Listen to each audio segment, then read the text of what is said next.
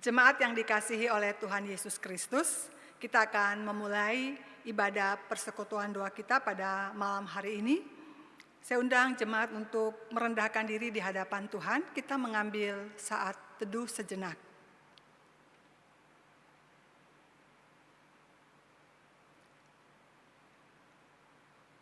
Amin.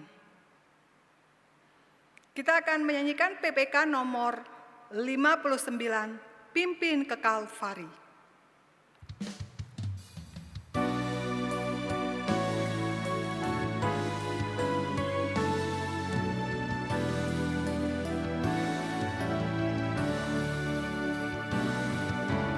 Mahkotailah Raja hidup, mulia bagimu.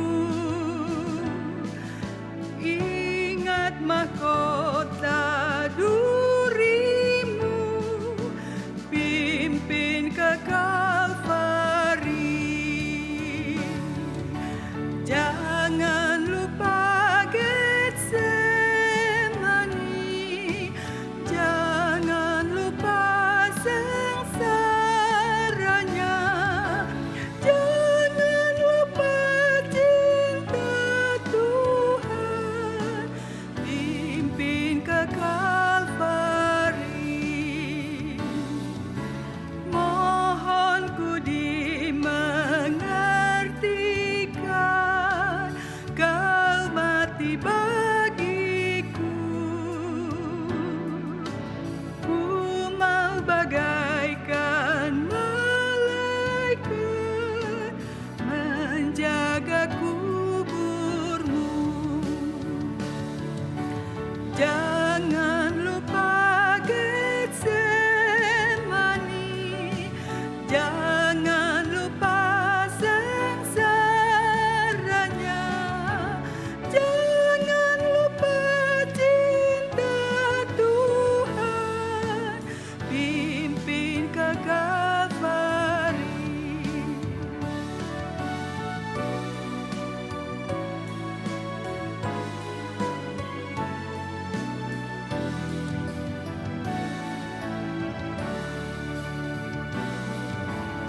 Ku rela segenap hati memikul salibku,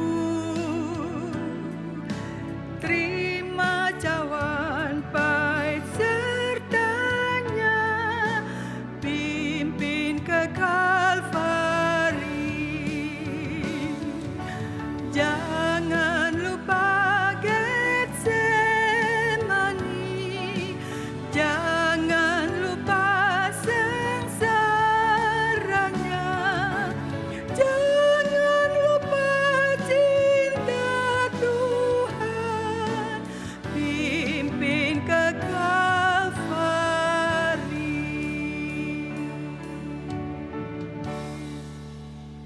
Jemaat, mari kita tundukkan kepala, kita berdoa. Tuhan, kami datang kepadamu pada malam hari ini. Kami rindu untuk bersekutu dengan Engkau secara pribadi. Kami rindu menaikkan doa-doa syafaat kami kepada Engkau, ya Allah, sebagai tanda akan kerendahan hati kami, bahwa Engkaulah sumber dari segala sesuatu yang berkuasa memberikan kepada kami apa yang kami pohonkan. Engkau juga yang terus menyucikan hati kami, sehingga doa-doa kami terus dikuduskan, semakin hari semakin sesuai dengan kehendak-Mu semata-mata. Kasihani setiap kami ya Tuhan, berbelas kasihan kepada kami. Ajar kami untuk merendahkan diri di hadapan hadirat-Mu yang kudus, mencari Engkau dengan segenap hati. Kiranya Engkau memberkati persekutuan doa malam ini ya Tuhan, memberkati setiap orang yang mendengarkannya. Terpujilah nama-Mu ya Allah Bapa, Putra dan Roh Kudus. Dalam nama Tuhan Yesus kami berdoa dan mengucap syukur. Amin. Kita akan mendengarkan firman Tuhan pada malam hari ini. Firman Tuhan terambil dari kitab Ester. Ester pasalnya yang ketiga ayat 1 sampai 6. Saudara-saudara, saya tidak akan membacakan secara keseluruhan, tapi nanti dia akan muncul di dalam pembahasan-pembahasan yang akan saya lakukan. Saudara-saudara, orang Israel hidup dalam pembuangan di Babel selama 70 tahun. Nah, setelah Babel dikalahkan oleh Persia dan menjadi kerajaan besar, maka Raja Persia Koresi menyuruh semua orang buangan untuk kembali ke daerahnya masing-masing dan membangun, termasuk juga orang Israel.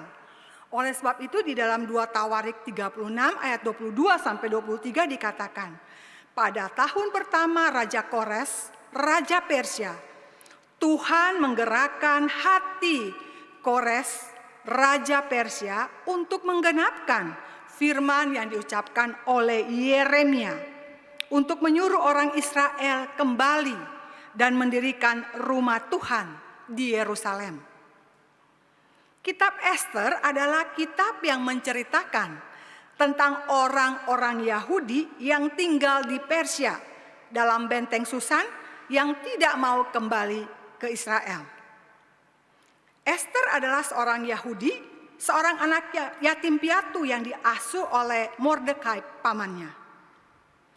Ceritanya bermula ketika Permaisuri Wasti menolak untuk tampil ke muka umum oleh Raja Ahasweros, Raja Persia pada saat itu. Raja begitu marah sehingga atas saran dari penasehat-penasehat raja, Permaisuri Wasti diturunkan jabatannya sebagai permaisuri. Singkat ceritanya, Ester yang cantik jelita itu dipilih menggantikan Permaisuri Wasti lewat sebuah proses yang lazim dalam pemilihan seorang ratu. Nah, sekarang ketika Ester sedang berada di dalam istana, dia menghadapi satu situasi yang begitu sulit. Bangsanya, bangsa Yahudi yang tidak mau kembali itu, yang tinggal di seluruh jajahan Persia itu diancam untuk dibunuh.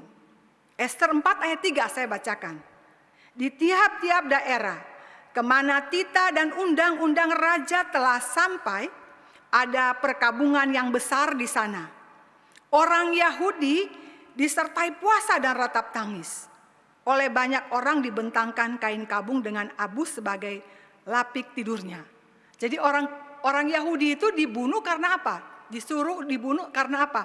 Karena paman Ester Mordekai ini tidak mau sujud kepada Haman, salah satu orang besar di dalam kerajaan Persia. Ada kemungkinan Mordekai tidak mau tunduk itu bukan karena sombong, tapi karena orang Yahudi itu hanya tunduk dan hormat kepada Allah. Nah, seluruh orang Yahudi yang tinggal di seluruh wilayah kekuasaan Persia diperintahkan untuk dibunuh karena kemarahan seorang kepercayaan raja yang bernama Haman kepada Mordekai, paman Ester yang tidak mau sujud menghormatinya. Nah, kita belajar bagaimana dalam situasi sulit seperti itu tangan Allah bekerja menyelamatkan bangsa Israel dari situasi sulit. Yang pertama, Allah menyelamatkan umatnya lewat tangan Ester. Ester menghadap raja. Nah, ada peraturan di mana siapapun yang tidak dipanggil raja untuk menghadap raja tidak boleh datang menghadap raja, termasuk Ester. Ya, jadi ada kasus pembunuhan orang-orang Israel dan Mordekai memberitahu Ester bahwa ada terjadi kasus ini. Oleh sebab itu Ester diminta oleh Mordekai untuk menghadap raja untuk mengatakan bahwa menolong bangsa Israel untuk keluar dari permasalahan ini. Namun ada peraturan di sana bahwa tidak ada seorang pun yang boleh menghadap raja kalau tidak dipanggil. Ya, termasuk Ester. Kalau dia menghadap raja, hukumannya adalah dia dibunuh. Kalau raja menolak, ya. Kita lihat Ester 4 ayat 10 sampai 11. Akan tetapi Ester menyuruh Hatta memberitahukan kepada Mordekai, semua pegawai raja serta penduduk daerah-daerah kerajaan mengetahui bahwa bagi setiap laki-laki atau perempuan yang menghadap raja di pelataran dalam dengan tiada dipanggil, hanya berlaku satu undang-undang, yakni hukuman mati. Hanya orang yang kepadanya raja mengulurkan tongkat emas yang akan tetap hidup. Dan aku selama 30 hari ini tidak dipanggil menghadap raja. Ester kasih tahu ya, pegawainya kasih tahu sama Mordekai. Jadi ada aturan yang harus ditaati oleh semua orang dalam kerajaan Persia. Tidak ada seorang pun termasuk permaisuri boleh menghadap raja kalau tidak dipanggil oleh raja. Dan yang melanggar tadi saya katakan akan dihukum mati. Ester tidak dipanggil raja. Dan kalau Ester nekat menghadap raja dan tidak diterima raja, maka dia akan dihukum mati. Setelah Ester dan orang-orang Israel berpuasa selama 3 hari 3 malam tanpa makan minum, Ester menghadap raja.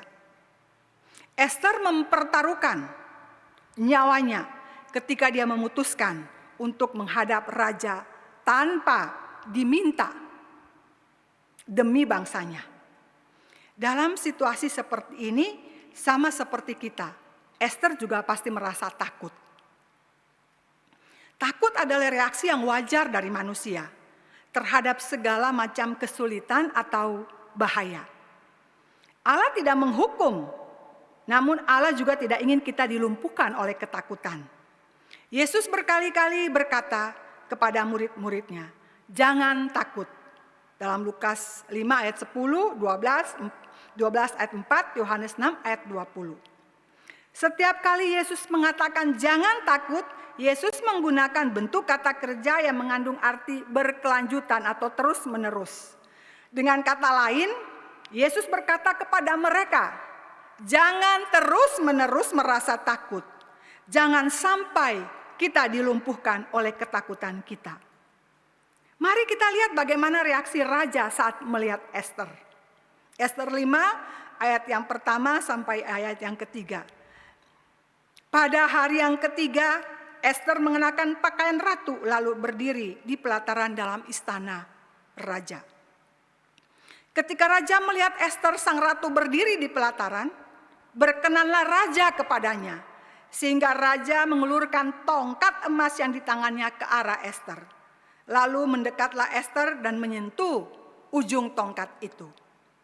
Tanya raja kepadanya, apa maksudmu hai Ester dan apa keinginanmu? Sampai setengah kerajaan pun aku akan berikan kepadamu. Situasi yang mencekam digantikan dengan ketakjuban, sukacita, dan ucapan syukur. Kita seringkali tidak dapat memahami sepenuhnya cara Allah bekerja melalui hidup kita, sampai kita belajar percaya dan mentaatinya. Allah dapat mengubah rasa takut kita menjadi ketakjuban dan sukacita besar. Kita dapat mempercayai Allah.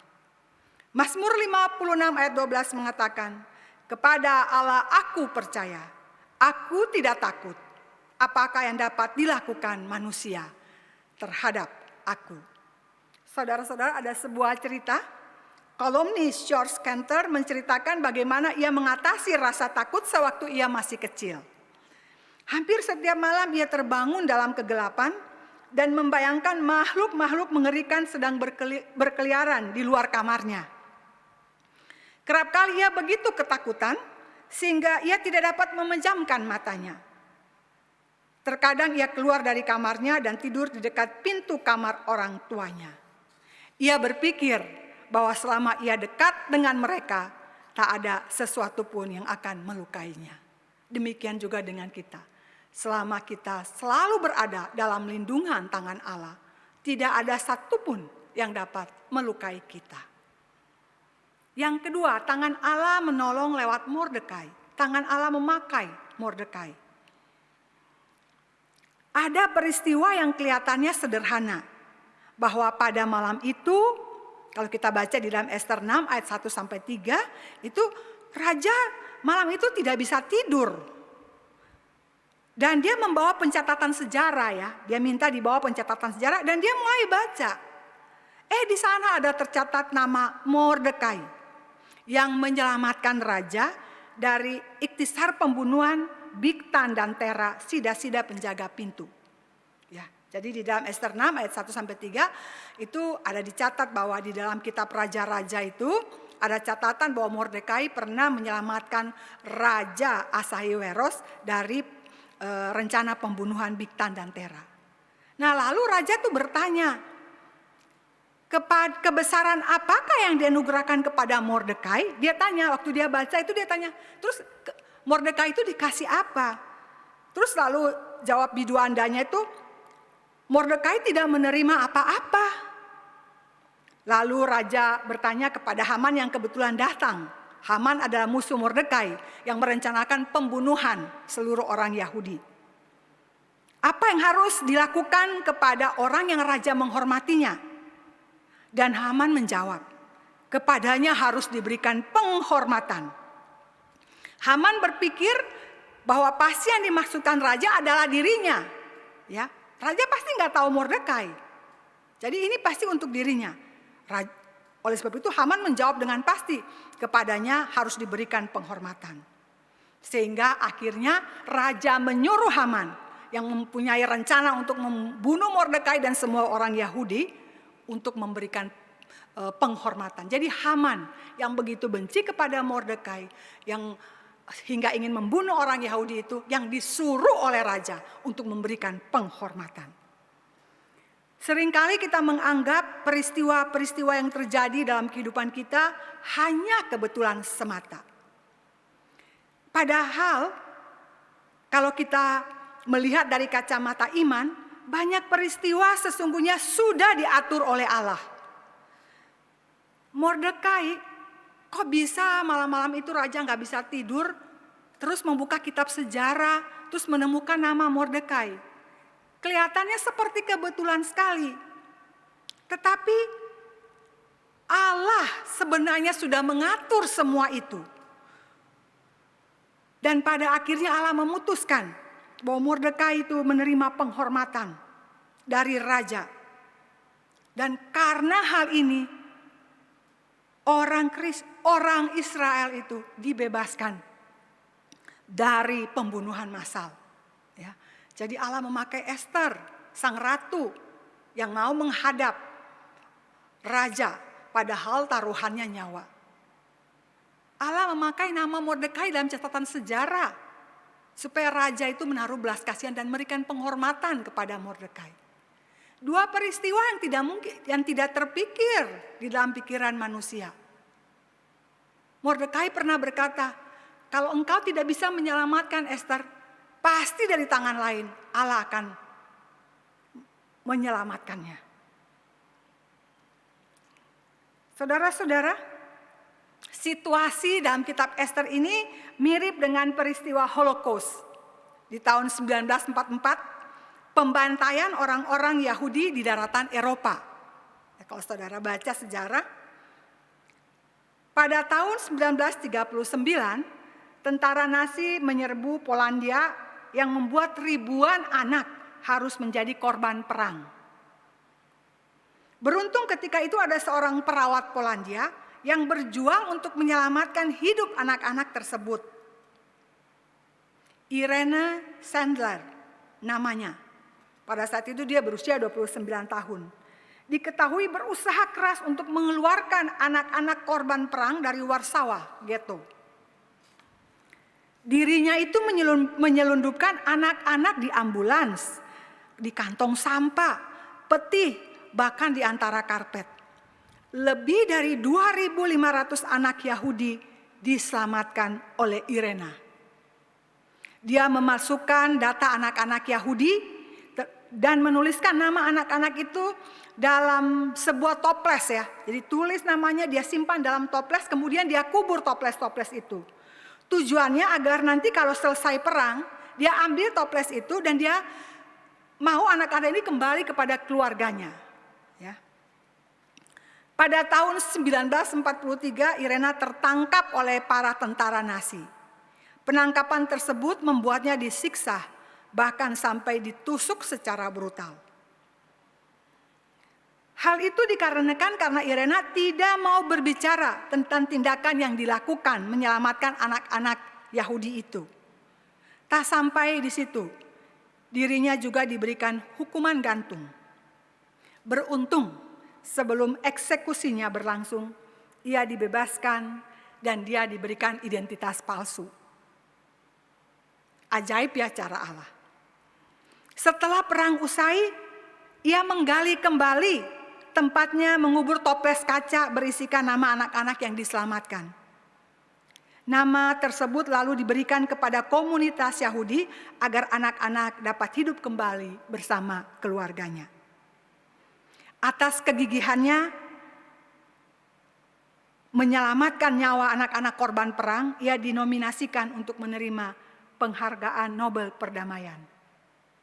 Ia meninggal pada usia 98 tahun pada tahun 2008. Saudara-saudara, seringkali kita melihat satu kejadian seperti sebuah kebetulan. Esther yang jadi ratu karena Wasti yang memberontak, Mordekai yang namanya dicatat di dalam kitab sejarah. Tapi itu cara yang Allah itu kerjakan supaya dapat menyelamatkan umatnya. Dan lewat peristiwa-peristiwa itu mendorong umatnya untuk percaya bahwa Allah itu selalu bekerja dalam cara-cara yang kadang tidak dapat kita mengerti. Allah memakai berbagai kejadian luar biasa dan menempatkan anak-anaknya dalam posisi strategis untuk melindungi umatnya dari kehancuran. Dalam kitab Esther, nama Allah tidak disebutkan sama sekali. Kalau saudara baca kitab Esther, di sana tidak tercatat nama Allah sama sekali.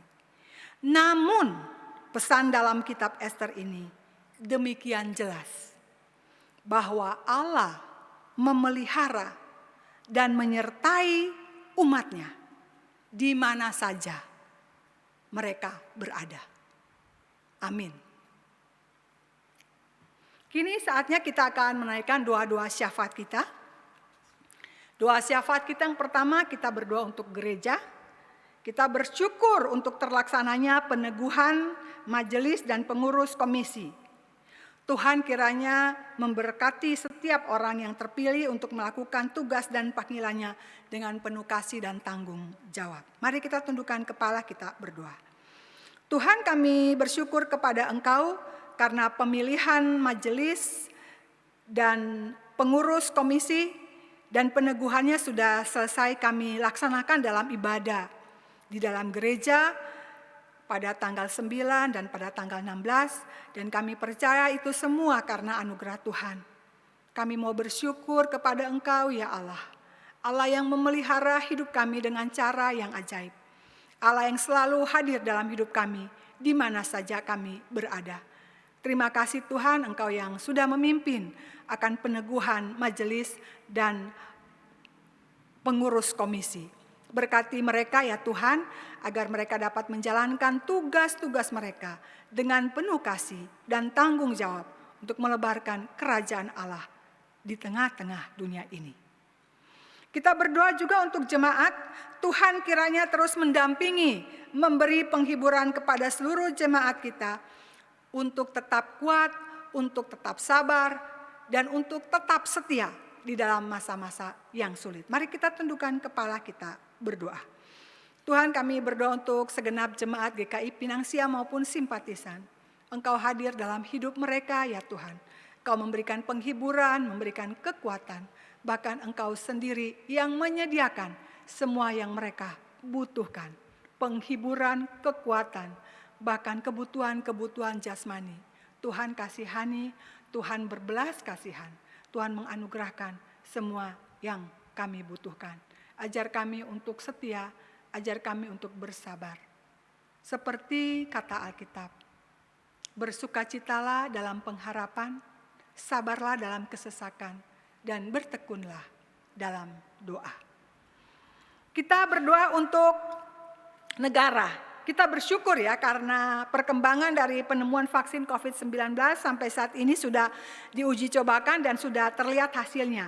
1.600 orang yang dicoba di Jawa Barat itu menunjukkan hasil yang positif. Jadi kita doakan semoga rencana pemerintah atau seluruh kerja keras pemerintah untuk hal ini diberkati Tuhan, sehingga kita dapat menemukan vaksin. Mari kita tundukkan kepala, kita berdoa. Tuhan, kami berdoa untuk pemerintah yang dengan sekuat tenaga mengupayakan penemuan vaksin 19. Sudah diuji coba di 1.600 orang di Jawa Barat dan sampai saat ini menunjukkan hasil yang positif. Kami berdoa dengan sungguh-sungguh ya Tuhan. Berikan hikmat kepada setiap orang yang terlibat di dalamnya, supaya mereka dengan sungguh-sungguh boleh terus melakukan percobaan demi percobaan, sehingga vaksin ini akhirnya ditemukan dan boleh dipergunakan untuk keberlangsungan hidup manusia. Kita berdoa dan memohon juga kiranya Tuhan memberikan semua ahli yang terlibat di dalamnya kekuatan, kesehatan, dan hikmat. Mari kita tundukkan kepala, kita berdoa. Tuhan, kami berdoa untuk semua yang terlibat di dalam penemuan COVID ini, juga para tim medis yang di rumah-rumah sakit yang sampai saat ini masih terus mengurus pasien COVID, kiranya Engkau memberikan mereka hikmat, bijaksana, dan mereka boleh terus diberikan kekuatan dan kesehatan untuk terus melanjutkan tugas dan panggilan mereka. Kiranya Engkau menjaga mereka, memberkati, dan kiranya tangan kasih Tuhan memelihara hidup mereka dan keluarga mereka. Terpujilah nama-Mu, ya Allah Bapa, Putra, dan Roh Kudus. Dalam nama Tuhan Yesus kami menaikkan doa-doa syafaat kami. Amin.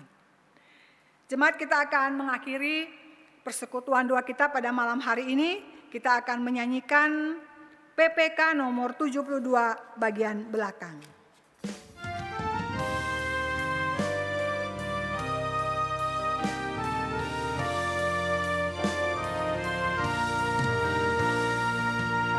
Dalam hidup berliku-liku, banyak keluh dan kesah. Beri terang-Mu di tempat gelap itu, hilangkanlah yang susah. Jadikan aku saluran berkah dan terang Yesus. Jadikan aku, oh Juru Selamat, saluran berkat bagi sekalian. Undangkanlah kasih-Nya yang suci, Yesus memberi ampunan. Yakinkan orang lain dengan bukti hidup yang penuh iman. Jadikan aku saluran berkat dan pemancar terang Yesus. Jadikan aku, oh Juru Selamat, saluran berkat bagi sekalian. Jemaat, mari kita mengambil saat teduh sejenak. Ibadah persekutuan doa selesai.